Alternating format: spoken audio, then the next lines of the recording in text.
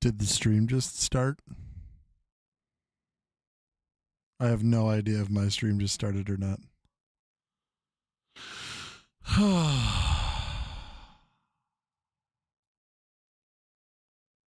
I don't know if this is going on or not. It says that I'm streaming.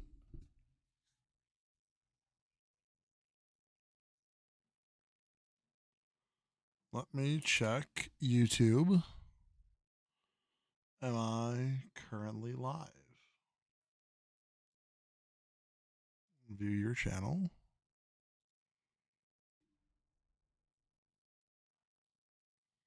Let me check YouTube. I'm alive. I'm live. Will Sarah, Paul Swiderski. Hello. Did I miss any jabs at Gottlieb yet? You did not. You did not.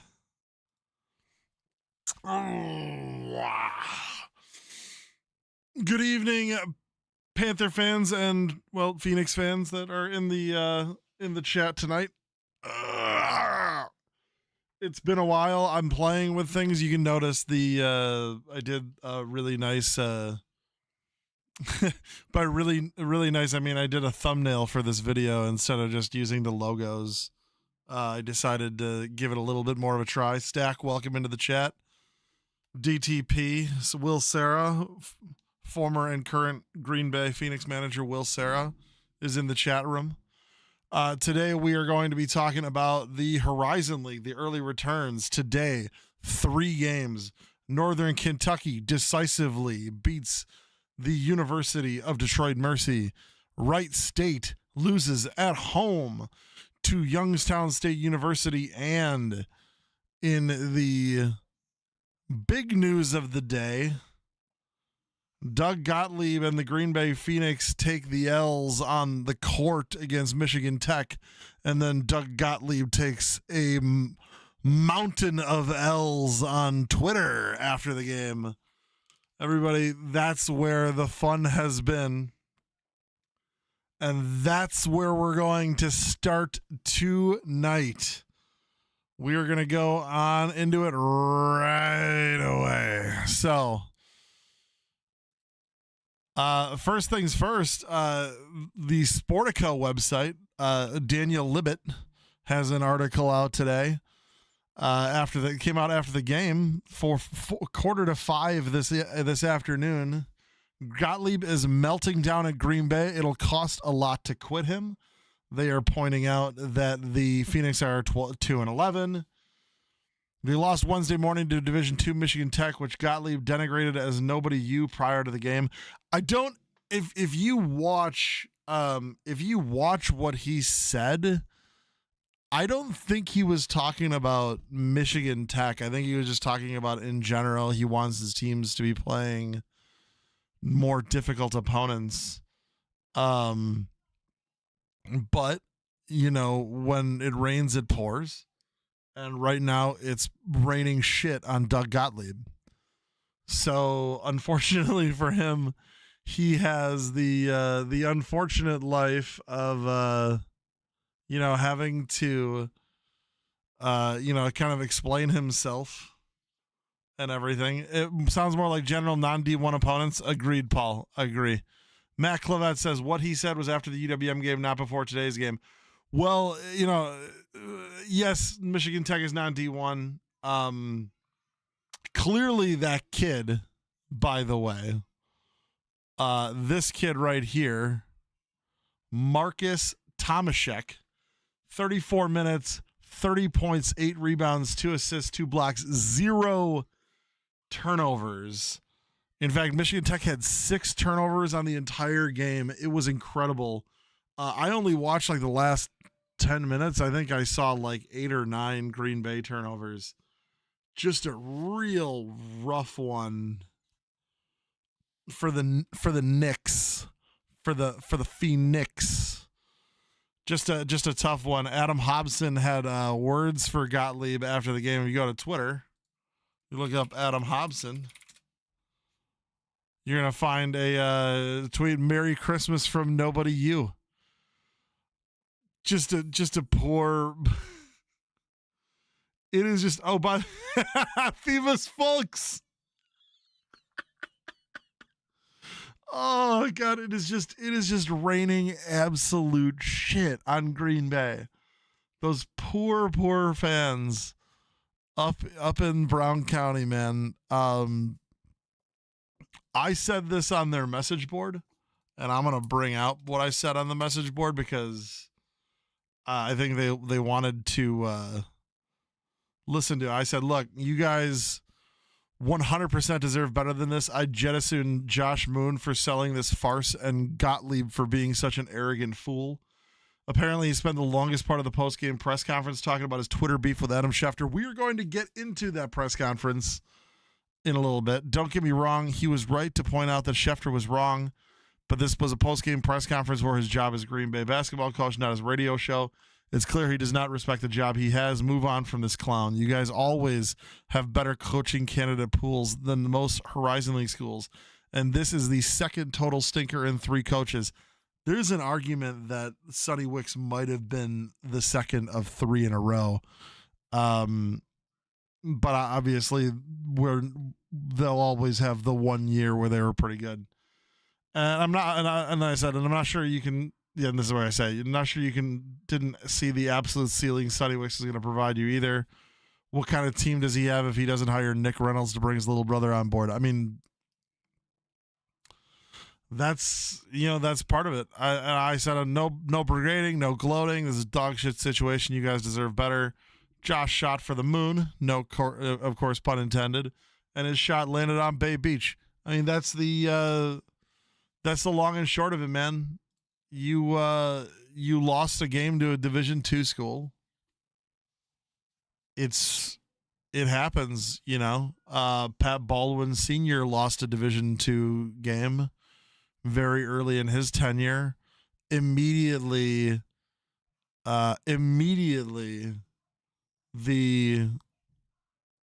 everything fell, the floor fell out from under Pat Baldwin Sr. as soon as that loss happened. And everything with this, everything in this, in this conference at this level of mid-major basketball is kind of like a "what have you done for me lately" thing. Fans in the stands often are going to, they're going to decide whether or not they're going to show up based on how you're doing. Or right now, Green Bay's not doing so great.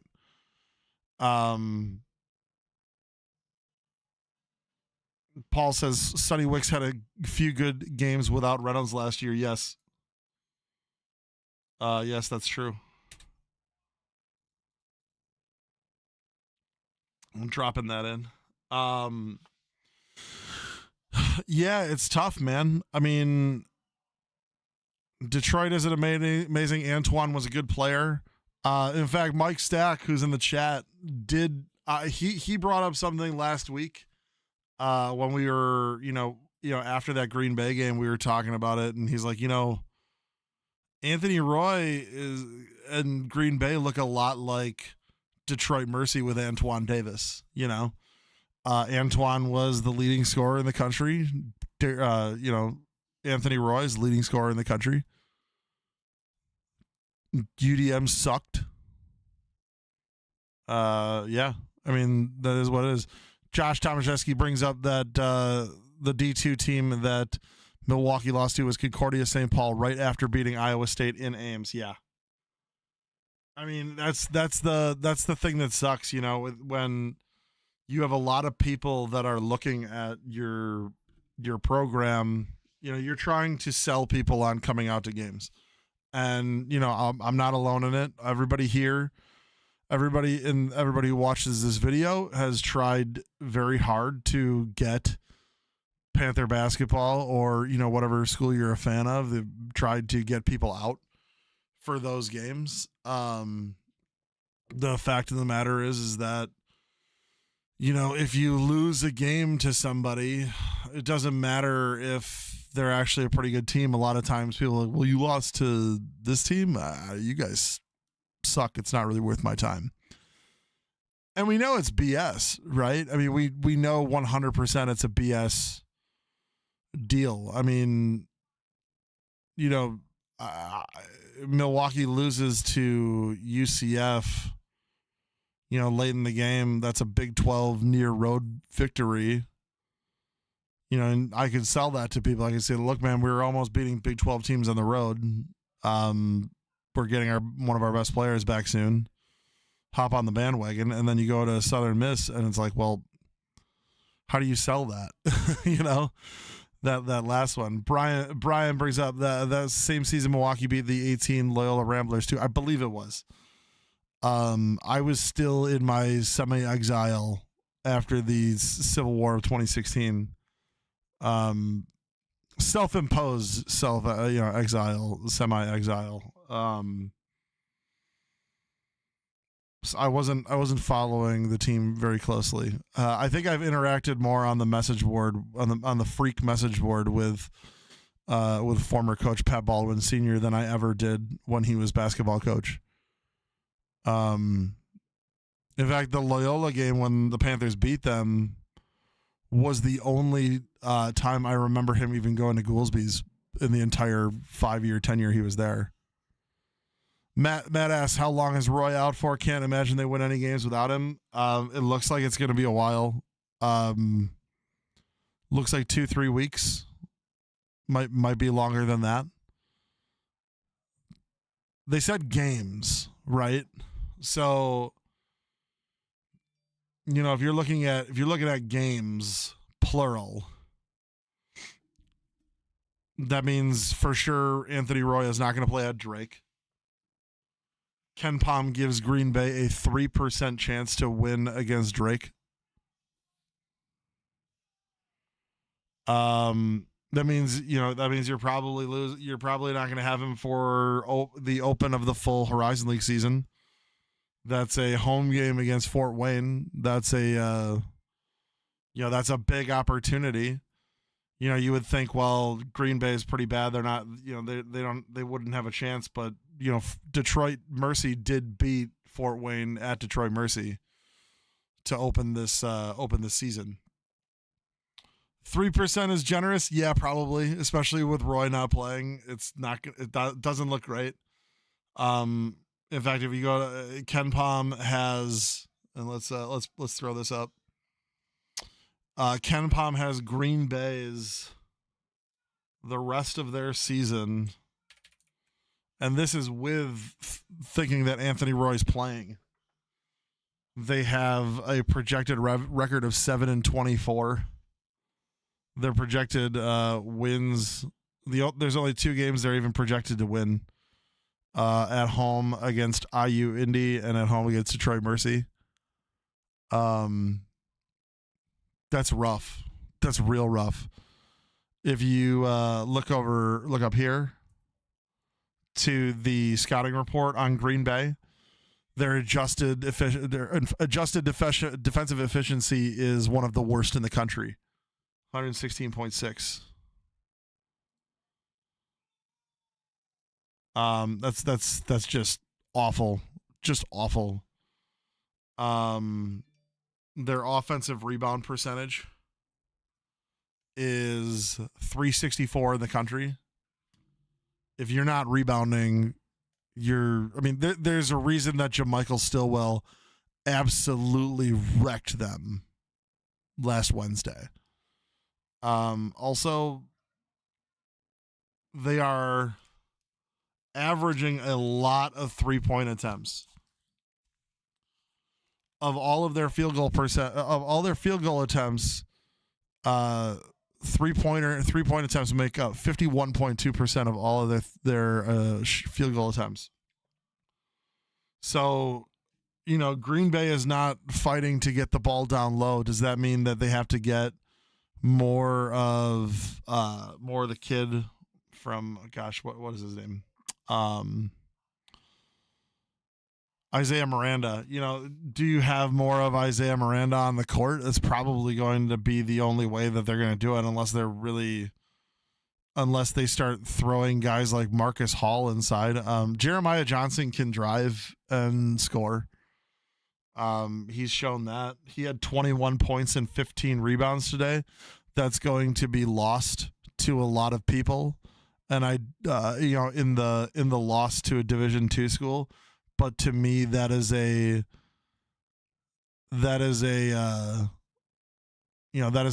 bright spot in an otherwise very cloudy day.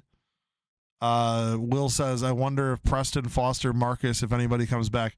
Keep in mind, chat is public. Keep in mind, chat is public. And also keep in mind that, like,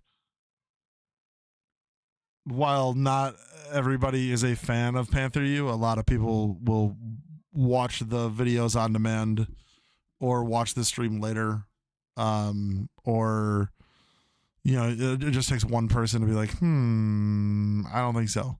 So, look what I read that this person said in the Panther U podcast chat.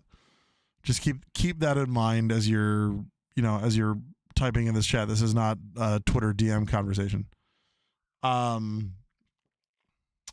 Mac Recchi, 10 points on 2 of 3 3-point shooting, 3 of 11 from the field. They got a lot of spot-up shooter guys, right? Which you'd also think Foster Wonders would be, but he was 0 for 6 from 3. It sounded like Preston Rudinger got hurt. In fact, Will, if you want to chime in on that and let us know what it looks like. It sounds like Preston Rudinger got hurt during the game and didn't return. He ended up scoring 11 points on... Sorry, he ended up scoring 4 points on 1 for 2 from the field. Kind of a shocker when you consider where he's at. Let's see some of the other things. Rising since 04. Yikes. What do you say after something like this? Sad part is they didn't even look like they played a terrible game. It wasn't turnover issues, terrible shooting, etc. We weren't better than them. Yeah, there's a Green Bay fan on Twitter who's one of those anonymous guys who likes throwing out the racist shit at me. Racist stuff about our team to me. He said, you guys will never have an Anthony Roy. And he said that like during the, at the beginning of our game with them. And, by a little after halftime, I was like, yeah, you'll never have a Michael Stillwell. Well, Green Bay may never have a Marcus Tomaszek. Marcus Tomaszek, Anthony Roy can score 30 points. I don't know if he does that while having all the rebounds and blocks, no turnovers, and strong defense. I mean, Tomaszek was a full-on player for them. Dawson Nordgaard, 10 points, 5 and 9 shooting, 3 assists, 2 blocks, 2 rebounds. How do you, as a Green Bay fans think about one of their 2 or 3 all-time greatest players having a son play for a Division II school up north and then have that kid come in and be part of a team that wrecked your shit? I mean, that's got to be embarrassing. I don't know if it's going to be as embarrassing as Saturday.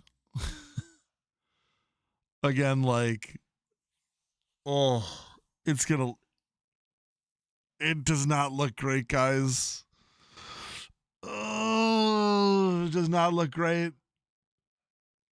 Ben McCollum, who is, I've called him a number of times as the Coach K of Division II college basketball.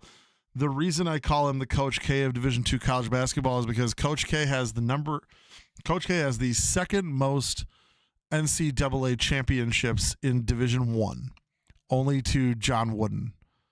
After him, in Division II, the number 2 guy on national title list is Ben McCollum. He's got 4 national titles. Most recent was just a couple years ago. Both Milwaukee and Green Bay have interviewed him for their most recent coaching vacancies. Ben McCollum was interviewed after I believe it was when Sonny Wicks was hired for Green Bay. Ben McCollum interviewed Green Bay. And then when Green Bay was when Milwaukee hired Bart Lundy, we early on had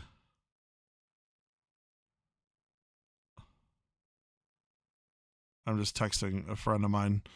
Milwaukee interviewed Ben McCollum. Obviously both schools failed at getting him. I do believe that if either school had a choice, their first choice would have been Ben McCollum. The guy can flat out coach, man. He got some kids to go to Northwest Missouri State, where they then ended up transferring to Drake because he just took the Drake job. They are undefeated, 10-0 or 11-0 right now.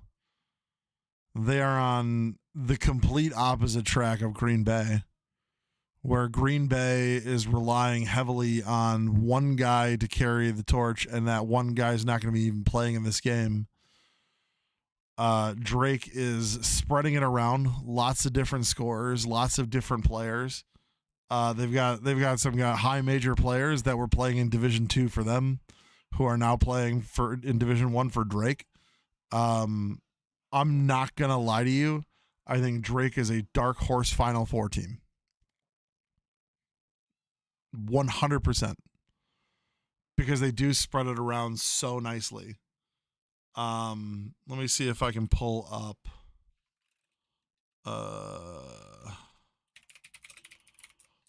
Drake basketball reference.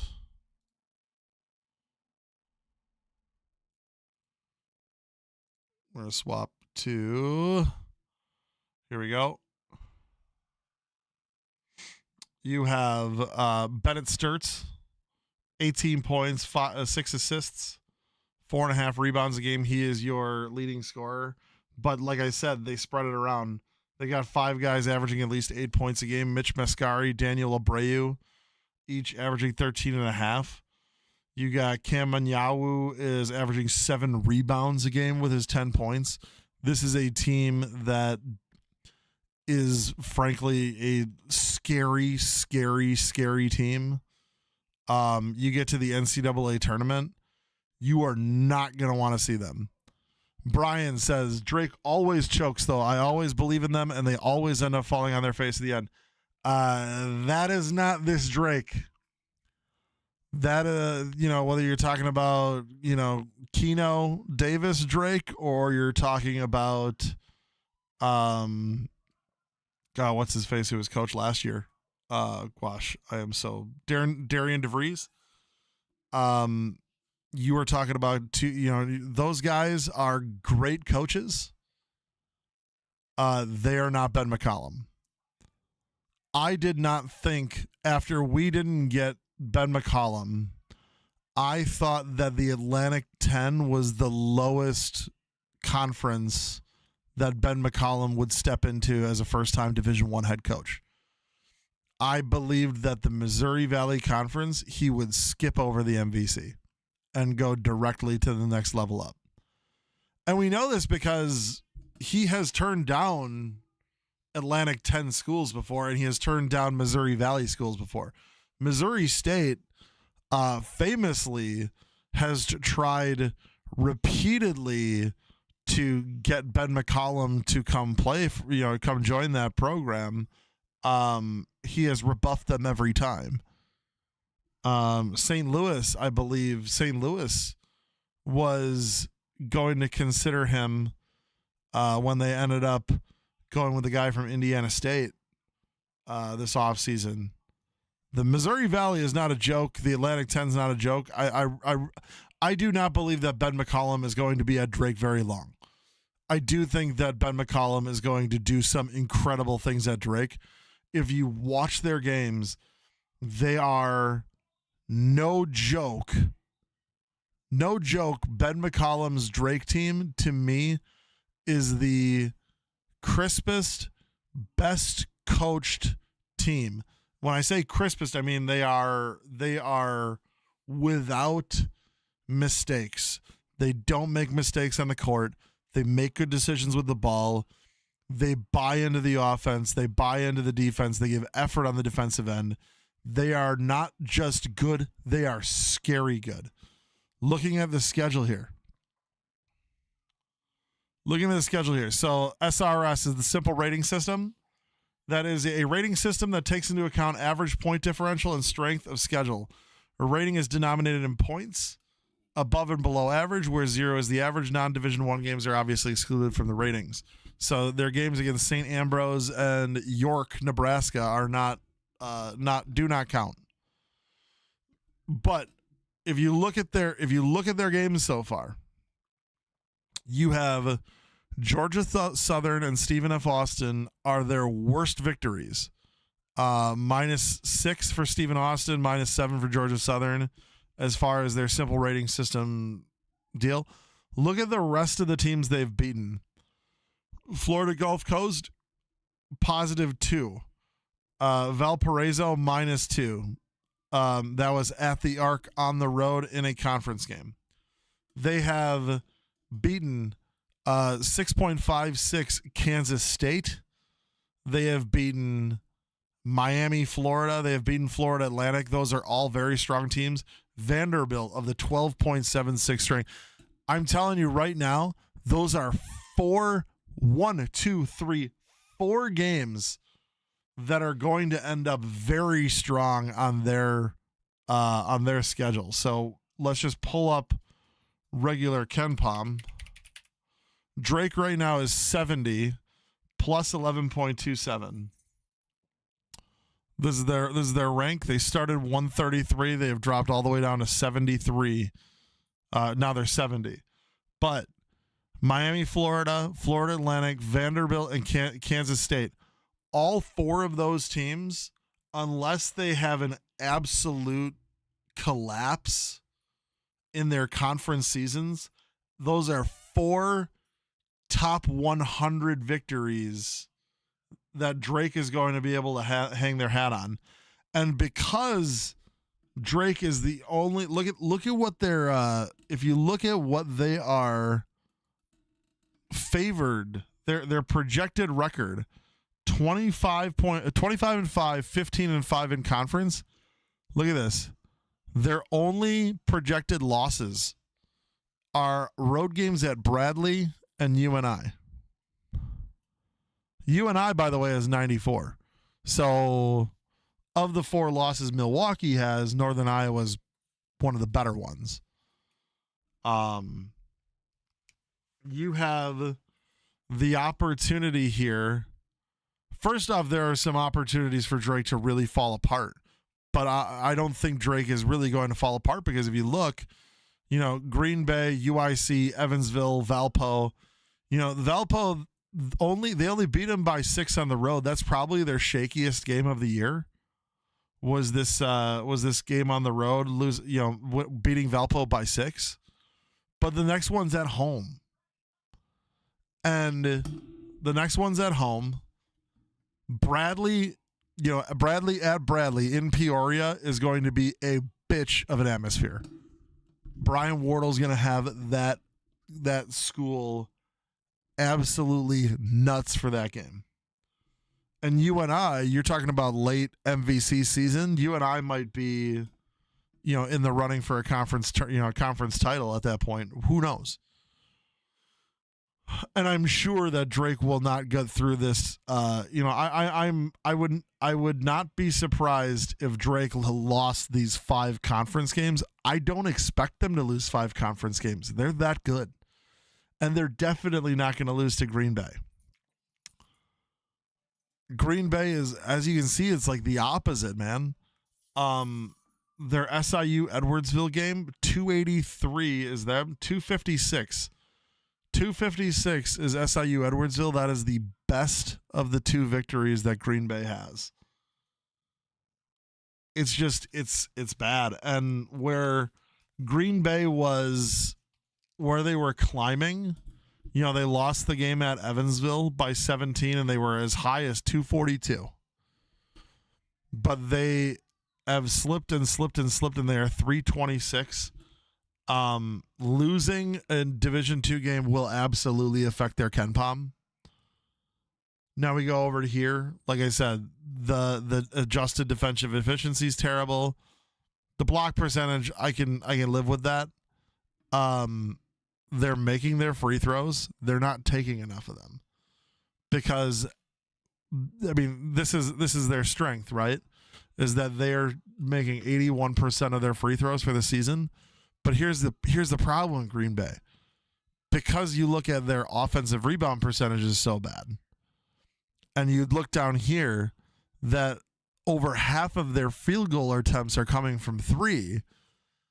They're the 9th best free throw shooting team in the country by percentage, yet they're not getting down in they're not getting fouls because fewer than half of their shot attempts are coming inside the arc. And obviously that's including like mid-range jumpers. We're not just talking about layups and dunk attempts. We're talking about mid-range jumpers, long twos, on the elbow at the free throw line. There are a number of shots inside the arc that are not going to be the kind of shot that gets you they're not going to be the kind of shot that gets you a three. That gets you the fouls that you need. You know what I mean?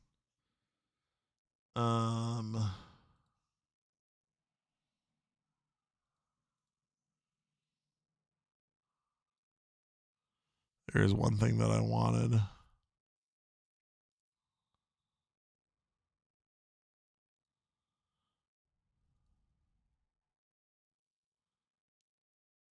I'm trying to figure out.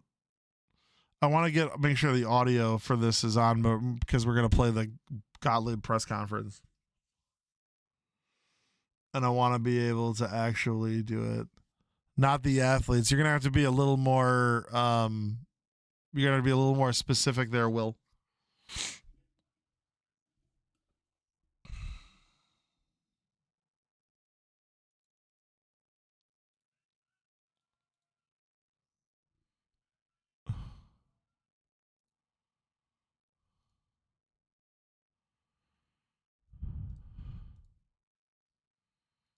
Yeah, you're not going to be able to catch this here. Not the athletes. Milwaukee has lots. Yeah, Green Bay does have they do have a lack of athletes. That's for sure. It's unfortunate. It kind of is what it is.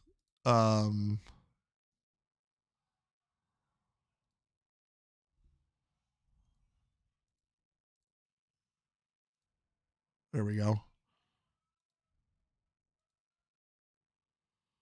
Let's change. Let's change that. Yep, we're gonna change. I'm adding the audio output capture so that we can catch this. All right, so Dougie G not looking very happy. Let's check it out. But for you in this specific, is this rock bottom for your team right now? Yes. I hate to say it because it's one of those just keeps getting better that type of things. I would hope.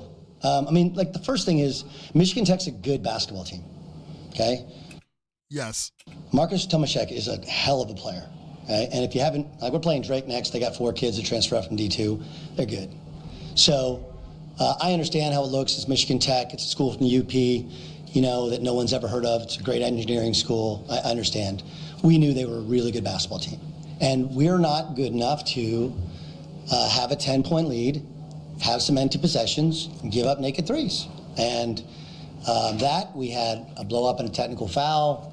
We have another injury to another starter, to our leader. And we started we were underwater a little bit. And I'm really proud of some specific things. Marcus Hall was awesome.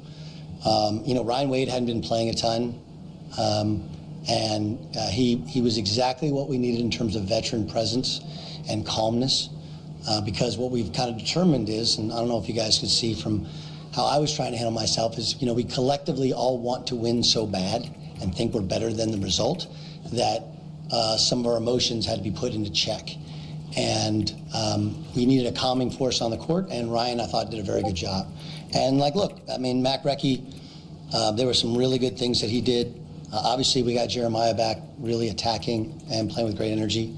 He's got to not kind of lose his mind defensively. Just, you know, remember, when you played high school basketball, you played OTE, like, you can score and take a breath for a second. Against a team like this that really moves it, I mean, 20 assists on 24 field goals. Like, that's beautiful basketball. That's incredibly beautiful basketball. Now let's go and see what your assist to turnover ratio was. 17-13 for Green Bay. Not bad. Not bad at all. Like, you can score and take a breath for a second. Against a team like this that really moves it, I mean, 20 assists on 24 field goals. Like, that's beautiful basketball. Oh, I was listening to the wrong thing. 20 assists on 24 field goals. How many field goals did Green Bay have? Green Bay had 25 field goals, 17 assists. Also not bad. It's just that everything else was terrible. Pie in the Sky Coffee says, with so many players in the transfer portal, I'm surprised GB didn't get more athletes. Yeah. When did Sonny Wicks take the job at when did he take the job at? It was May 12th in the Green Bay Press Gazette. It's a dream job, hired at Wyoming. So I will say this, give Doug the benefit of the doubt in that a lot of the portal was already emptied out. I mean, don't get me wrong, there were still 1,000 people in the portal. Like, there were 1,000 kids in the portal. So, you know, in mid-May. So it is not like out of the realm of possibility that Doug Gottlieb could have put together a full team. But again, when you go as somebody who has zero experience as a coach, you know, I remember reading that, like, well, he coached some youth. Dude, I've coached youth basketball. It's not relevant coaching experience when you're looking for a Division I head coaching job. When you hire that guy in March, like, say, like, Sonny was fired after a bad season and it was March 10th and Doug Gottlieb's, like, going to get the job. He still has to put together a staff. He talked about, when he took the job, he talked about how he had guys in mind. I do know that he tried to keep Pat Monahan, and Pat was not really having it. Pat was gone. I know he tried to keep Nick Reynolds. I have no idea why. Nick Reynolds sucks. Nick Reynolds doesn't have any more brothers to make himself relevant. Wyoming is wasting a spot on their coaching staff with that awful haircut. But, like, you know, Green Bay is, you know, Doug did not, you know, he had to put together a staff. And then he had to go get players, or as he called them, dudes. He had to go get some dudes. So a lot of the early time was him actually trying to convince guys who are still on the program, still on the roster, to stay. And I think part of the problem is that I don't know if this was him having I don't know if this was he was better at relating to the white kids on the team. Of the returning players, I think almost all of them were the white kids, right?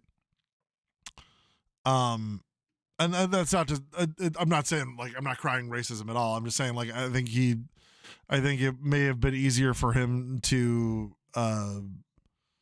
relate to Mac Recchi and Preston Rudinger and Foster Wonders and Marcus Hall than it was for him to get around with all of the other guys. He's clearly he was not able to keep, a couple of the better players. Obviously, Noah Reynolds was never going to stay in Green Bay.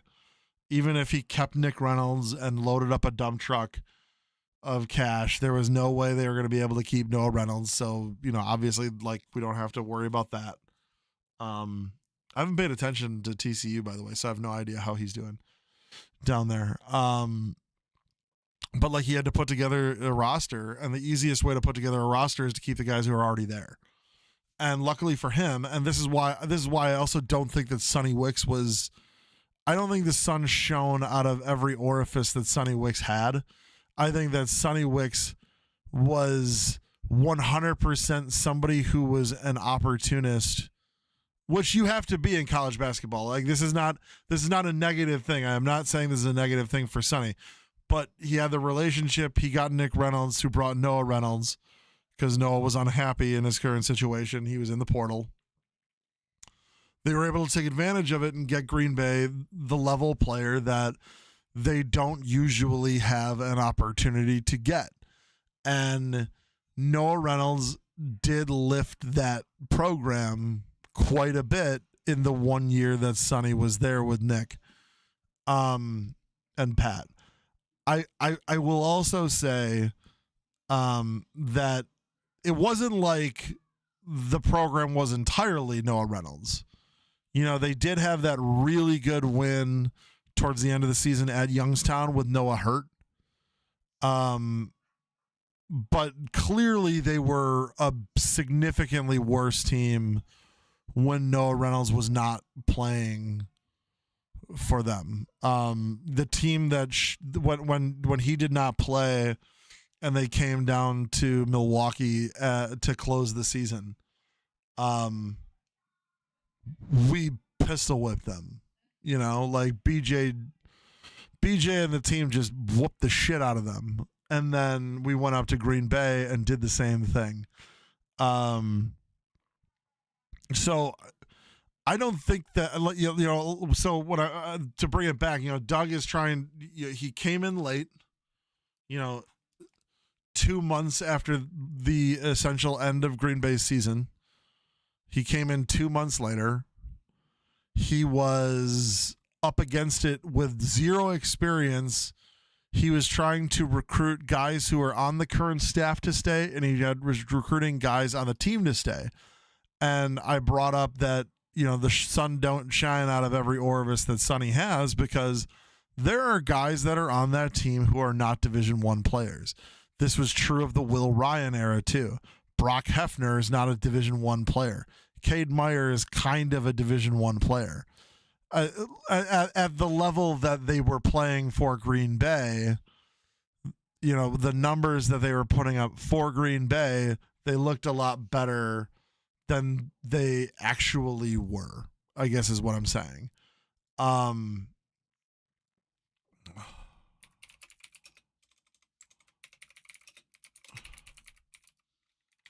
I just want to pull up the statistics here. So Green Bay right now, 311th in field goals, 334th in field goals attempted per game.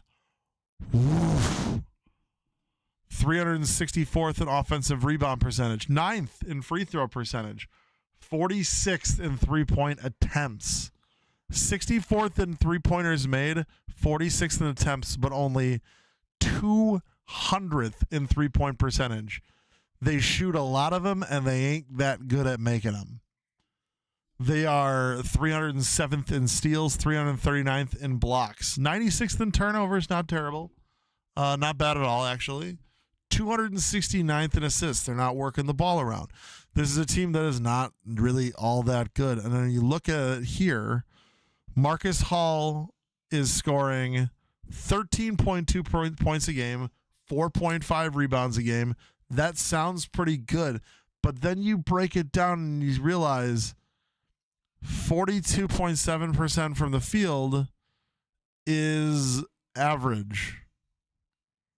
Maybe a little below average. the 36% from the three is decent. Then you look at a guy like Jeremiah Johnson. He just doesn't take the threes. He's not the three ball guy, but he makes a decent clip of his field goal of the rest of his field goals. Foster Wonders takes 8 field goal attempts a game. 6 of them are threes, and he's shooting 27% from three. Part of the problem that Green Bay has here is the same problem Milwaukee was having before Eric Pratt came back, which is you have a guy who scores a lot.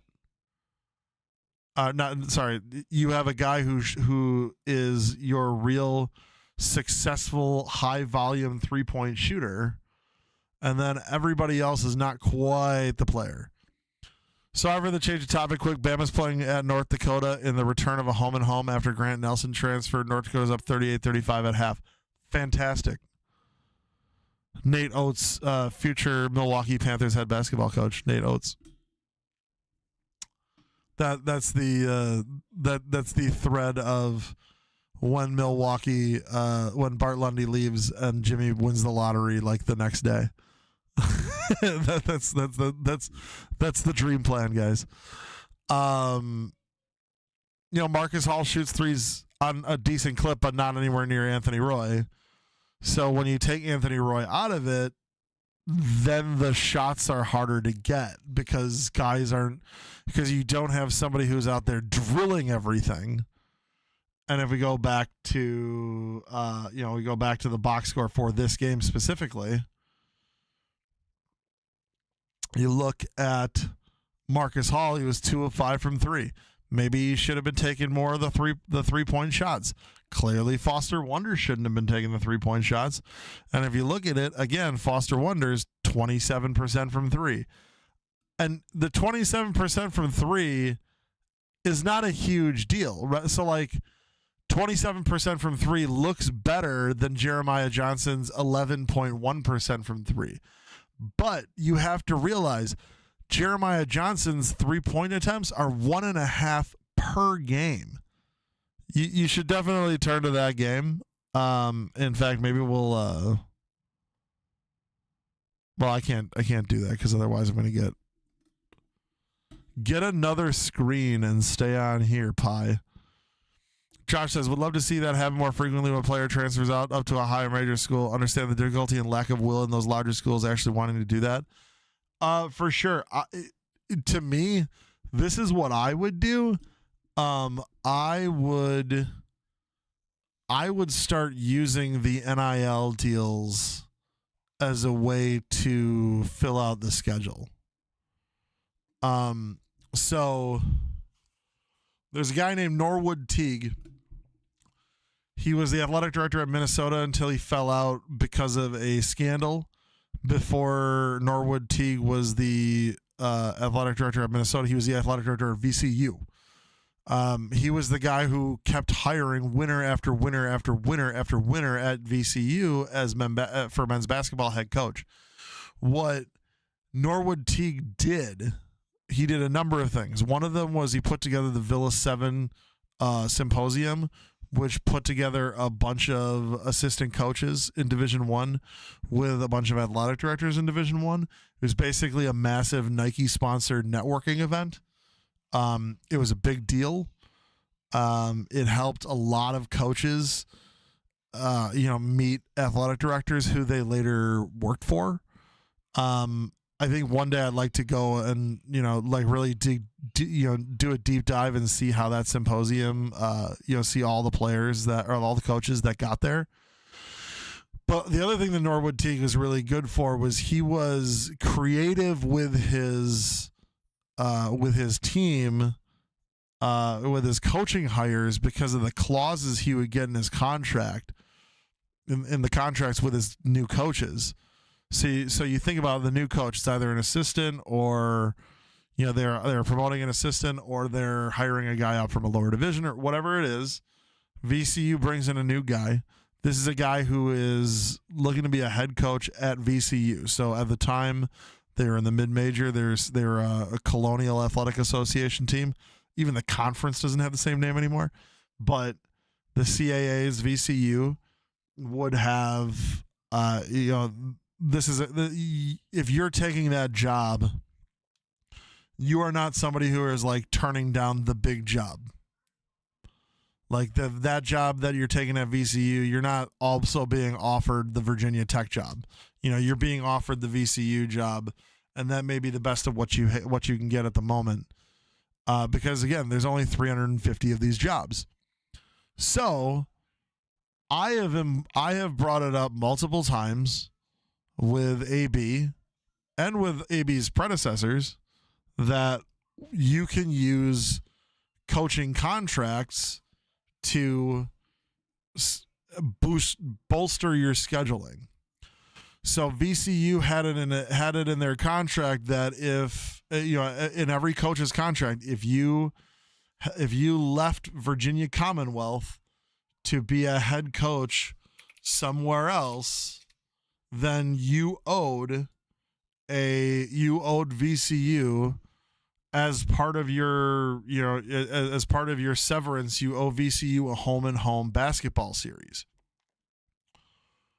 When you think about it, that's pretty damn cool, because if you are a coach and you are breaking a contract with VCU, you are not breaking a contract to go be a head coach at a bad school.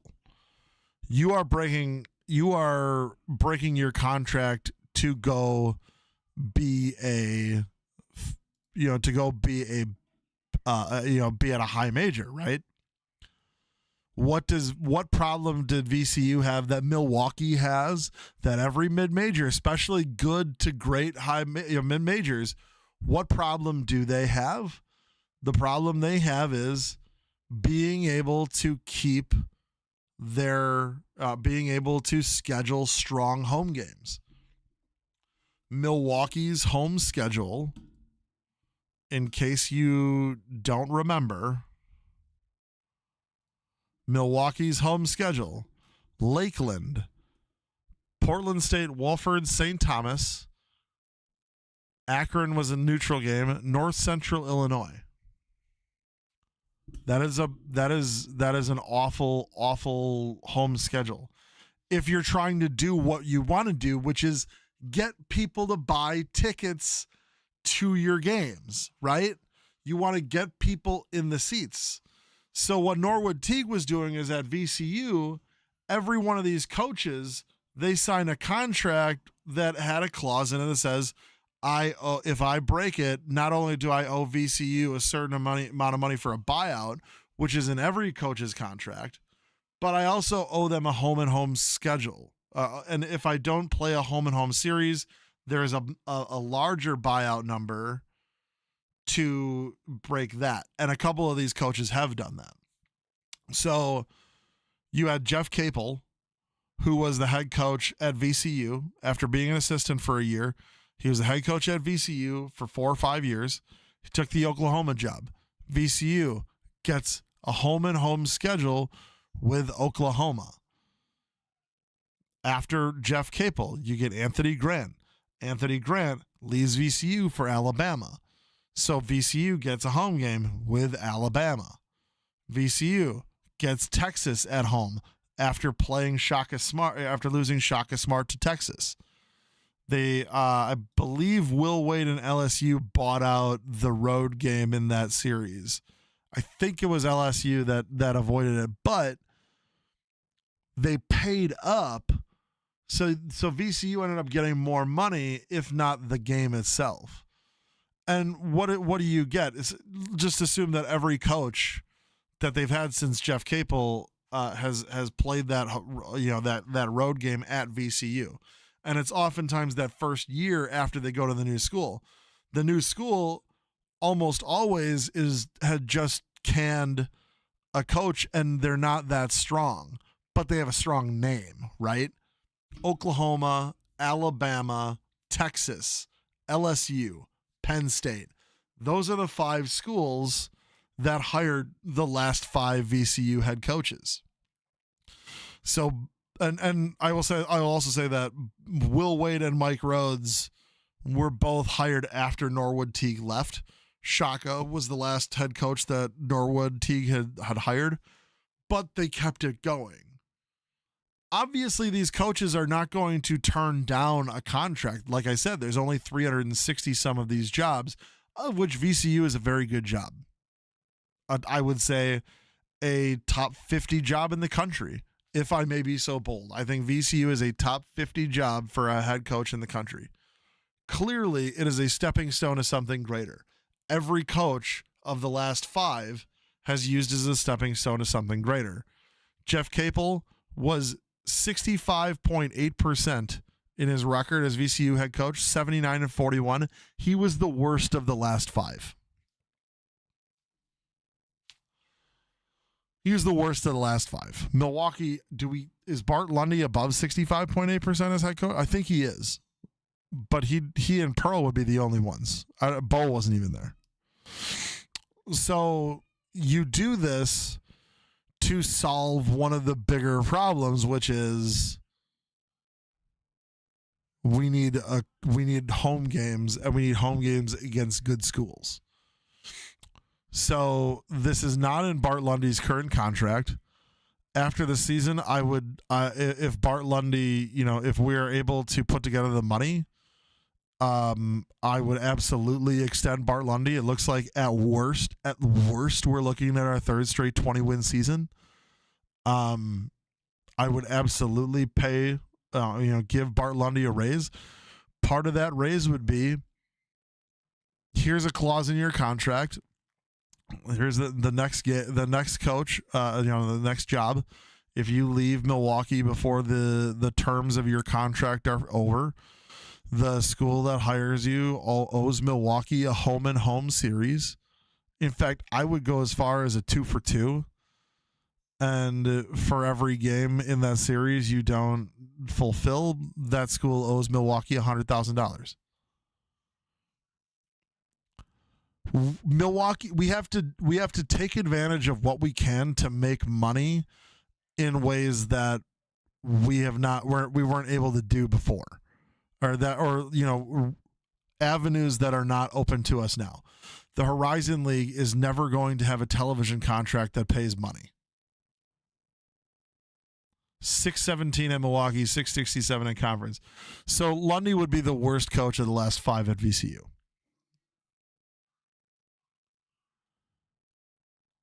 My point is that, like I say, Milwaukee does not have certain avenues for revenue.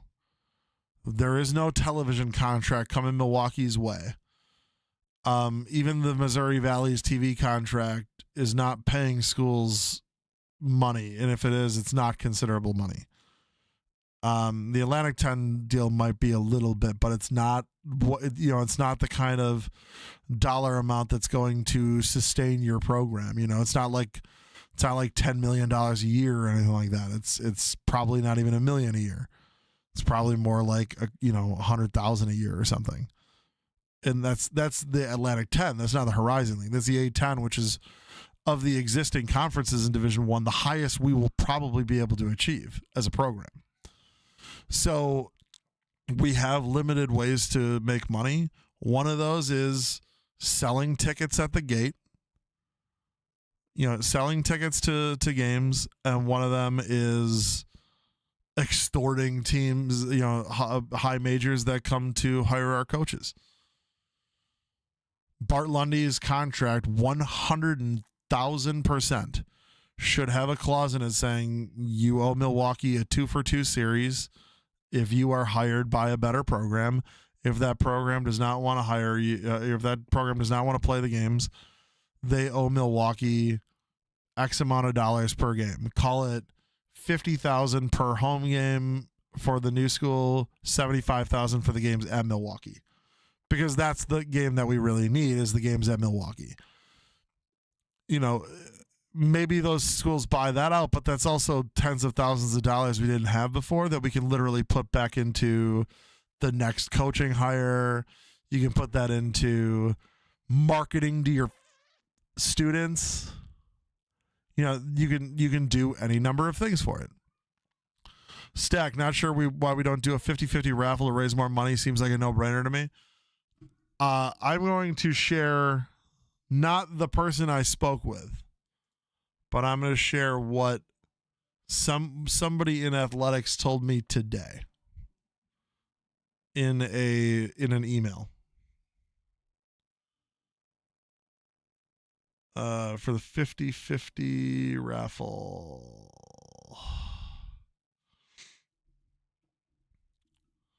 We don't do.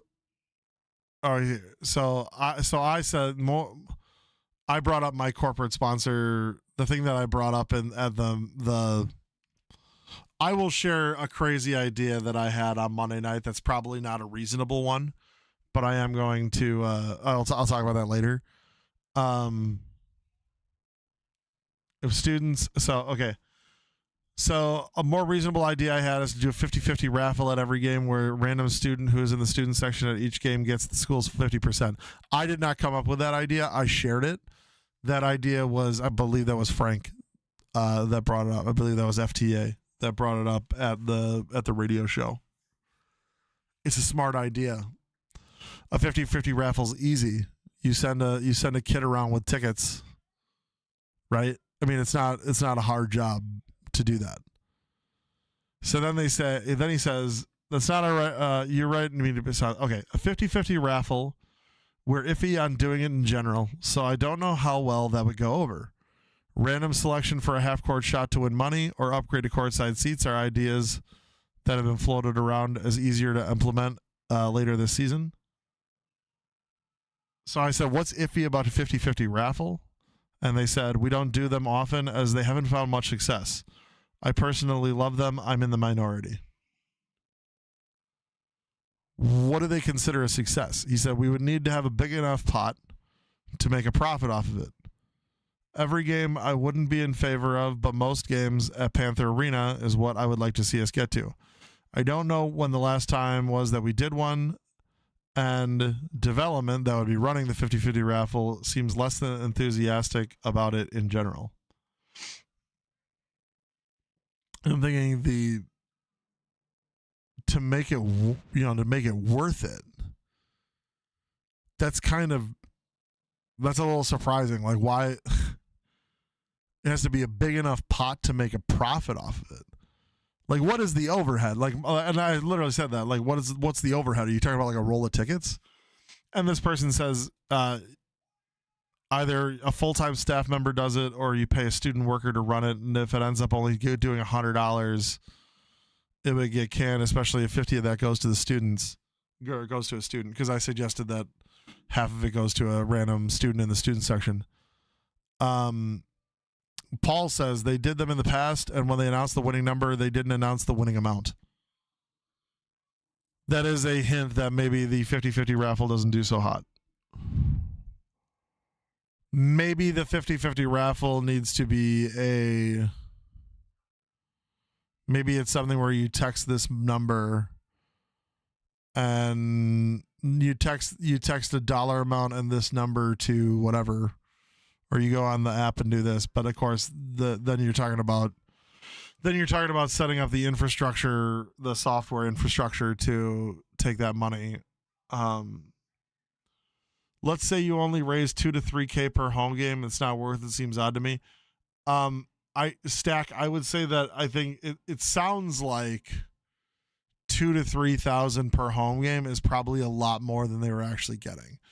Keep in mind, when the Brewers do a 50-50 raffle at games with 40,000 fans, the winning amount is usually like 5,000 or something. So if 40 times the amount of people, divide that 5,000 by 40, how we might not be talking about a 2,000 to 3,000 50-50 raffle. We might be talking about a 50-50 raffle that makes like $200 or something. Or, as this person points out, it sounds like in the past they've gotten 50-50 raffles where it's like $100. Honestly, like, I don't think that's the point. And Pie in the Sky says it first. Make a profit, that's not the intent. Exactly. you want two things out of that. Number one, you want students to get the other half, because then that 50%, you know, the 50% of that, even if it's if it's $300 and a student gets $150, that's a student getting $150 cash in their pocket. People they're gonna tell friends they're gonna go to that game. In fact, I would say the student who is in the student section and also at the same time posts about the game on the day of the game on Twitter, TikTok, Instagram, whatever social media. As long as you've posted on those three and you can show us that you posted about the game on those three social medias and you're in the student section, then you are eligible for the deal. You need to figure out how to get free marketing. And one way to get free marketing is, you know, something like that. And this person says, well, you know, it'll be a full-time staff member or paying a student worker to run it. Well, the student workers are already there. So if you have a student worker, and even if you didn't have a student worker, that student worker is making what, like $50 or $70 for the entire game to be there? Like, it's not much.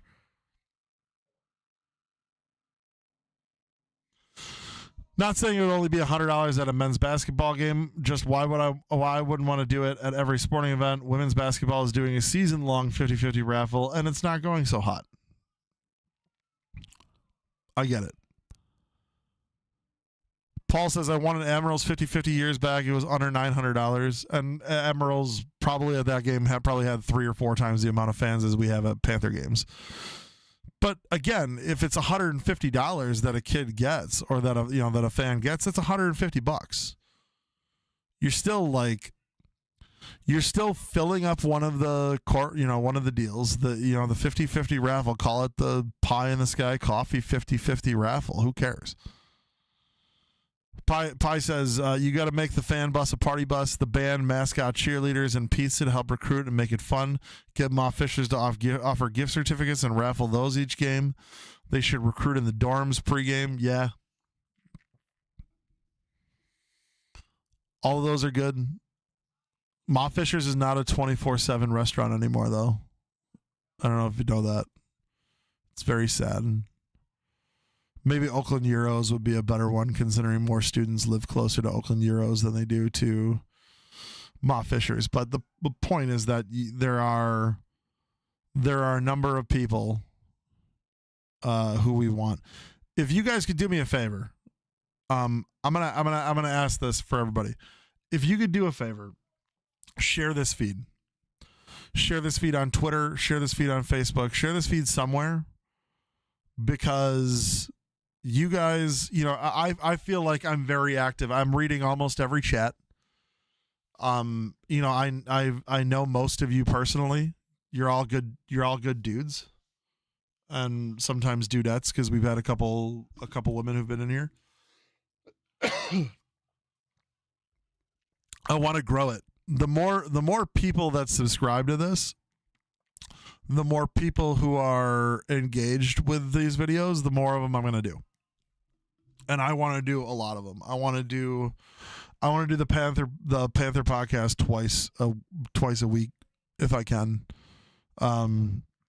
It doesn't have to be like an hour and a half podcast every day. In fact, I would probably keep it to under 45 minutes twice a week or something. But and then do all the post game shows. Just give me whatever. So I'm gonna wrap up here in about 10 minutes. So it's really coming back to attendance. That's kind of the problem that we have as a program. You gotta do it. You gotta do what you can to get people excited at games. You gotta do what you can to make money when you can. Paul Swiderski says, maybe instead of giving out an amount every game, pool the money from each game for an end of season drawing for $1,000 each time a student attends a game. They get an entry. Yeah.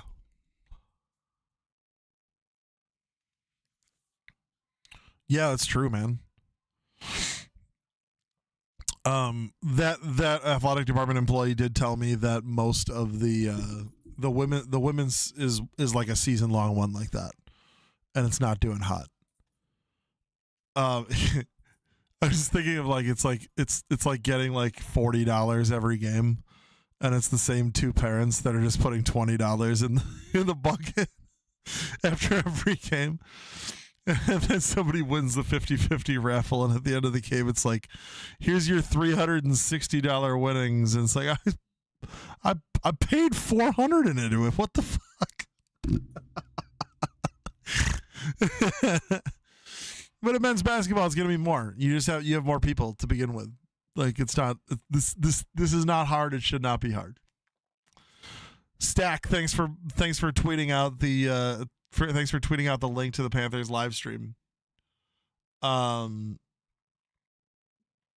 we get out of here, we gotta talk about our boy Jamichael Stillwell. Jamichael Stillwell getting to number 1 in the country in rebounding. I mean, it sucks in that Johnny Broom at Auburn did get hurt, so he did not have a big rebound game yesterday. He hurt himself in 2 minutes he had no rebounds, so it dropped down low. Oh. So yeah, he got number 1, but it came on the heels of a guy getting hurt, which you never want to do. But still, like, Milwaukee has somebody who's number 1 in the country at a statistic. That is not something that we get often. It's not something you get in the conference often. There was that year where Jordy Johnson was number 2 in the country in assists, and Khalil Felder was number 1. Oakland had that year. Oakland's had a couple years where they've had the number 1 3-point shooter in the country. Shockingly, the guy from last year wasn't one of them.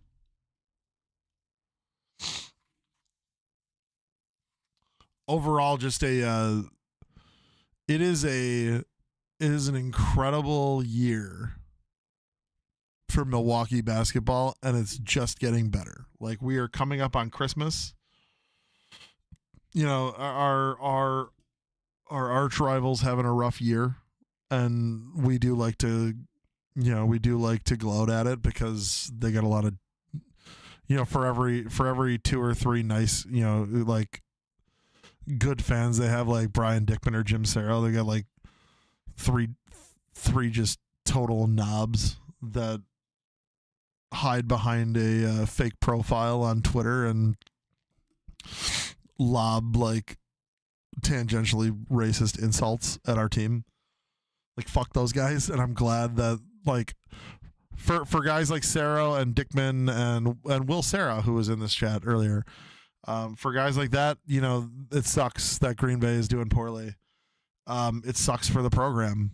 And I'll go into that in a second, but like, it is fun to it is fun to gloat with how poorly they're doing overall. But I do want to say this one thing, like, in a year where Milwaukee, if say Eric Pratt had not been like missing, and all we had was the losses to Longwood and UNI, I'm not saying that we would be in position for an at-large bid. But we'd be looking at a decent seed if we win the conference tournament. And it sucks that in a year where IU Indy seems to be starting to pick itself up off the floor, and Detroit Mercy seems to finally not be a pushover with a new coach, who I don't think any of us expected Montgomery to do that right away, especially. It sucks that, like, the arch rival is tearing it down. Like, can we get a year where the Horizon League doesn't have some dog shit program? And I fully admit that in a couple of those years when, like, Pat Baldwin or like Laval Jordan was the head coach, we were that dog shit team that was dragging things down. But, like, can we get a year where like our worst team is in like the 280s of the net instead of like the 340s or 350s. Like this is the thing that drags us down. And for us, it's even more so that it's when it's Green Bay, because, you know, you guys know me. I will harp about the naming of the program. I will harp about that all day long, that I believe that the university should rename to be the University of Milwaukee. I've said that for years. I've been the drum beater on that like how Memphis State University went to the Final Four and decided that they were going to graduate and become the University of Memphis. I do believe that we need to make a similar move and become the University of Milwaukee so that we can start to be seen, you know, start to work on our national profile to try and get us tied to schools like Pittsburgh, Louisville, Memphis, Cincinnati. You know, I would like if not on an athletic level, at least on an academic level, which I think we're already at, but like we need that recognition, because I do believe it's time that we step on our own, you know, 2 feet. In a time where we have the UW name and so does Green Bay, and they're dog shit and they're in our conference, it doesn't help us. It just doesn't help us. It drags us down by association, and it sucks. But we're doing great. Tell your friends. I'm going to wrap up here real quick. I just want to get through the last of chat. Paul said, keep a running total at the party deck in the student section. Yeah. I mean, anything to like draw eyes away from the fact that there aren't a lot of students in the crowd. Stack says, I saw John has an identical twin named Mike who lives in Florida and is retired. He tweeted at Bart yesterday about J Mike getting a bag next season. Oh, yeah. Yeah, J Mike, we all know he's going to get that bag. And there's nothing wrong with us losing players to higher level programs. You know, when BJ Freeman moved on, it was all right, next guy up. This is the era of NIL where everything about that's legal, or most things about that are legal. And we should also want JaMychal Stillwell to get paid, because at the end of the day, like, you know, this is a basketball program, and, you know, I hope that he gets I hope he's able to put together a degree, you know, with us, but if not, I hope he gets a degree somewhere. But I also want him to be able to capitalize on this fantastic talent and skill that he has right now, not just after he's fulfilled his eligibility with the NCAA. You know, I think too often we think about the program over the people, and I have often said I will always be an advocate for the players first and foremost. We're dropping the darkness because we're in the last couple minutes here. But as a program, you know, the program is made of people. You know, I will often talk about the brick and mortar. I talk about how the OHAL Center is a big change for us as a program, and that is true. But also, it's the people that make the program, right? If Pat Baldwin Sr. was still our head coach, we'd still suck at basketball. You know, you can put together all the talent you want, but if you can't make a team out of it, it doesn't matter. It's about the people. It's about the people who work in the department. It's about the people who coach the team. It's about the people who are in the stands. It's about the students who go to the games. It's about the players who play the actual game. But it's, you know, a program is made of people. It's not the brick and mortar. It's the flesh and bone that makes Milwaukee who we are. And when JaMychal Stillwell gets his bag, as he most certainly deserves at the end of the season, you know, I pray, I hope and pray that his bag doesn't take him to Madison or, you know, to Marquette. because that would suck. But even if it does, like I'm never. He's a Panther for life. That's non-negotiable. You know, he's one of us forever, and you know that's a good thing. You know, the family doesn't change completely; it just grows. You know, the generations. I'm still a fan of Jeter. I'm still a fan of Bruce Pearl. I would have been a fan of Bo Ryan if it wasn't the Badgers. You know, like, I'm a fan of Arizona State. I want BJ to play well. He had a rough game the other night. And I offered words of encouragement because he's a kid that he gets his determination, he gets it back. You know, he'll be there. I hope Elijah Jameson, things work out for him. It sounds like UNC Wilmington's a bust for him. That's unfortunate. I hope he finds a home that gives him, gets him what he wants, gets him to the level that he wants to be at as a player, as a man. Stack says, had an old lifetime friend today mention to me that the entire HL sucks because Green Bay is awful. Not sure how he figures out. We have 3 teams that are top 130 in the net. And only one of those 3 teams that are top 130 in the net have played Green Bay. And we whooped the shit out of them. The problem with having sub 300 teams in the net and multiples of them is every team plays them a couple times. That drags the whole conference down. There is an argument for, if the Horizon League gets a 12th team, if the Horizon League goes to 12, there's a pretty strong argument that instead of doing a full 22-game round robin, instead you do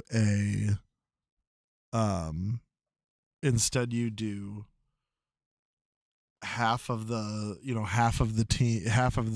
teams play home and home, and then they play the other half once, and then the other half plays home and home, and then they play the first half once, and then you do the divide by how you perceive the programs to be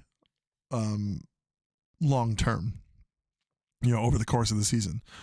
If you have 12 teams and you think 6 of them are pretty solidly going to be your 6 best teams, you can make it that 12 of their 10 of their games are against each other, and then the other 6 teams you only play once. So you have a 16-game schedule, and then you'd only play like Green Bay and Detroit and IU Indy once each. So then you'd have 3 bad games instead of 6 dragging down the net. The problem with that is you also need to make sure that you do everything you can to get your hi baby. You need to do everything you can to get your you need to do everything you can to get your non-conference schedule built. So you got to kind of do what you can there, and that's a harder question to answer because you got to match dates. You got to have the. We've gone over scheduling, and we'll go over scheduling, in the off season, but it's tough. Josh Tomaszewski says, would you rather be an 11 as an at-large and playing in Dayton, or a 12 and get the automatic qualifier?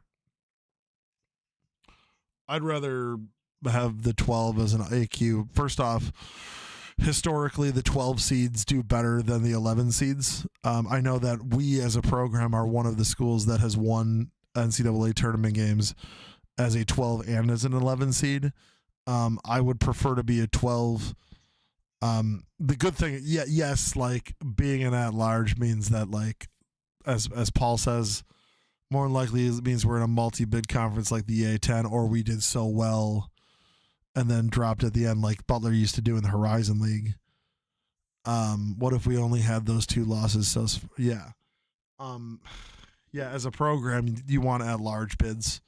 First off, an at-large bid gives you an NCAA tournament unit. The reason why I said I'd rather be the 12 and the automatic qualifier is because I personally have a banner. I have a conference championship banner. If that's the case, we're gonna have a whole new team next year. Yeah, Paul, you're right. We are gonna have a whole new team next year. As long as we can hold on to Johnny Lovelace and Lyric Davis, they should be the two anchors, along with maybe Aaron Franklin, of a team that's built for the future. But you've got length and defense for all three of those guys, especially with Lyric. I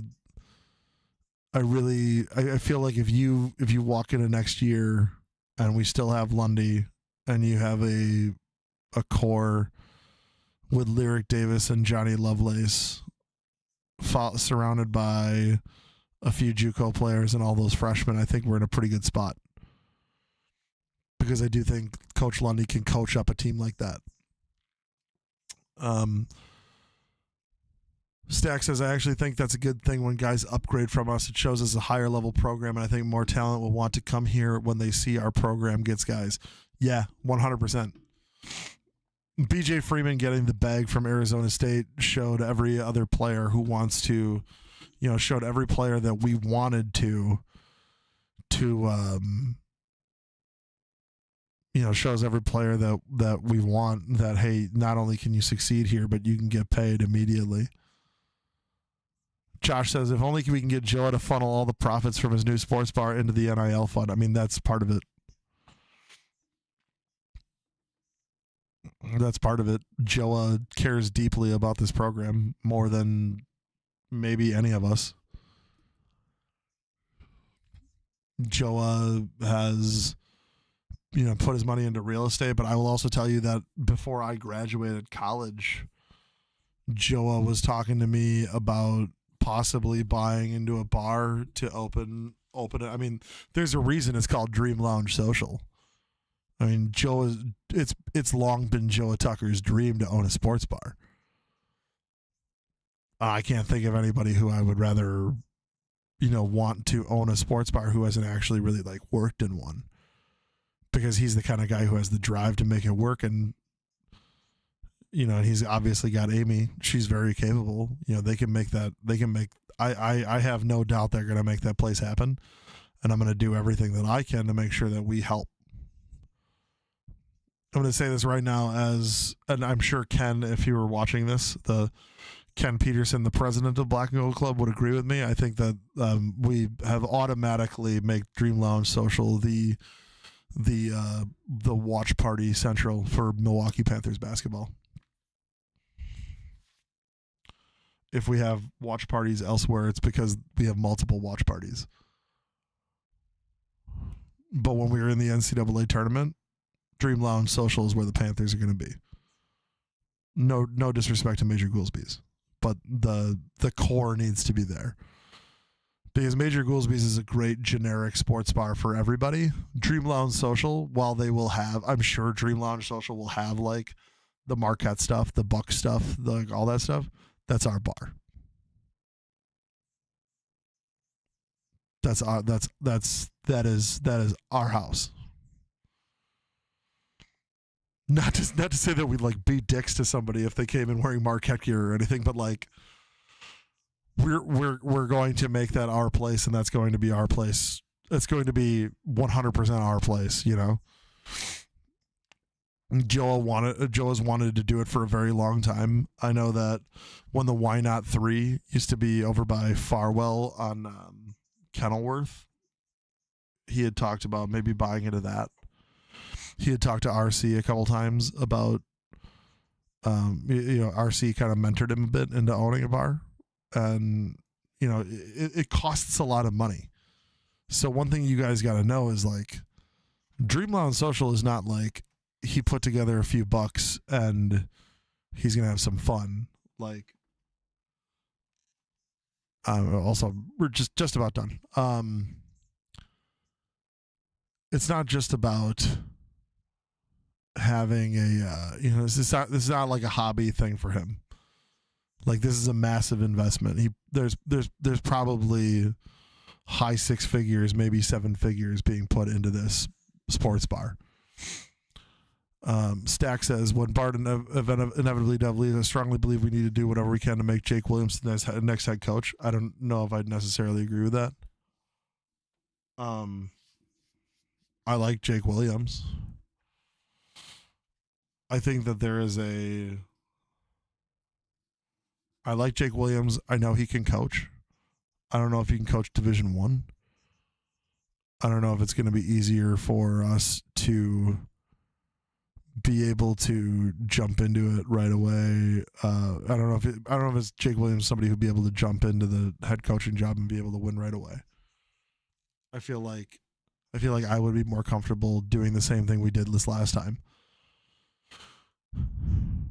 Having, getting an assistant coach, I would much rather promote from within than do what like the Rob Jeter, Laval Jordan, Big Ten high major hotshot recruiting assistant. Like I would rather have a different guy, but like you can get guys that recruit JUCO well. There are guys out there.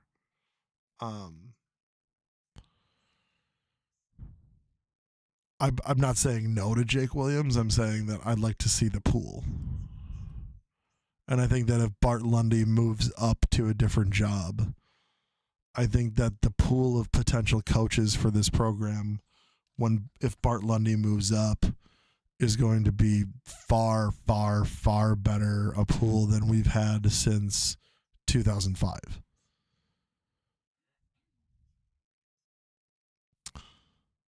Swiderski says maybe D'Lo. Yeah, I mean, if Lundy's here, we've got a solid core. If Lundy's gone and Jake is coach, he probably keeps these guys. If somebody else comes in, maybe they keep him. I know Lovelace and Lyric have reasons to stick around. D'Lo's got reasons to stick around. Maybe you find somebody who plays a similar style as Bart, but is also a winner. There's a lot. Sarah Jackson says she's joining in a bit late, but damn, Pratt being back is fucking fantastic and still will be popping the fuck off. Yes. I've said this. I said this on Twitter. I've said this at the games. I said it at Goolsby's to some people on Sunday. When Avetta, I was talking to Avetta about it. Eric Pratt. What Eric Pratt does for this team. If you look at the first 10 games, of which Eric Pratt missed 9 of them, I think UNI was the only game he played. If you look at those games, the teams that we were playing were able to pack the paint because so many of our guys were getting their buckets from driving the lane. Eric Pratt gets those too, but Eric Pratt is also a fantastic and consistent spot shooter. He's good off the ball. He's good from the dribble. He stretches the court. And what's funny about that is because he's a floor stretcher and you can't ignore him. You have to give real defense on the perimeter that opens up the shots for everybody else. I don't know. I don't have all the numbers in front of me right now, and I'm not going to look them up because, like I said, I'm about to end the podcast. But my guess is that our 3-point percentages went up considerably in the last. Actually, you know what? Let me just pull it up because clearly this is is going to be a thing.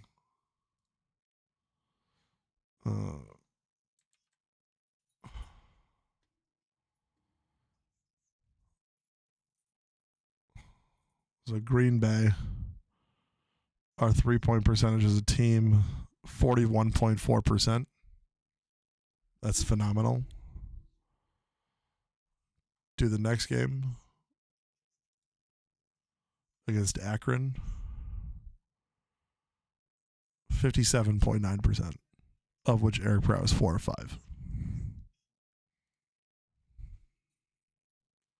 That's the game right there, folks. You get everybody else better shots. Guys are able to make more 3-pointers and longer shots, and then that also opens up the drives. So guys like AJ McKee, who maybe not be the best, may not be the best 3-point shooters, they're able to have more open drives to the basket, which also opens up guys like Eric Pratt. Themis Falks can do whatever he wants stops and pops in the lanes, those runners. He's an assassin with them. Personally, I there's no play that I love more than the Themis folks getting down low to do something, and after having a few buckets, getting the defense to collapse on him, just to drop a backdoor cut pass to Eric Pratt, bucket. Like that's a bankable bucket every time. So, and I'm assuming Josh is saying let's do it to the Dream Lounge social. 100%, we're gonna do that. That's gonna be our home for road games. Hell, I might talk to Joe. Maybe we start doing the podcast there. I need to get another mic if we do that. I need to figure out how to do the setup with mics, cameras. Maybe I should have asked for a DSLR camera or something for Christmas. That's gonna be it, guys. Thank you for hanging out for this hour and 36 minutes. Please like, subscribe. Also, if you can, share the link. We want to get as many subscribers as we can get as many people watching these podcasts as we can get. I'd like to have circle, if you guys, if anybody ever wants to be on as a on camera guest, we're a fan podcast. We can do whatever the fuck we want. we can have a lot of fun with this. So thanks again for coming out. Sunday I will see you guys all at the Klatchy Center for the game, and if I don't, Merry Christmas, Happy Hanukkah, Happy Holidays, and take care.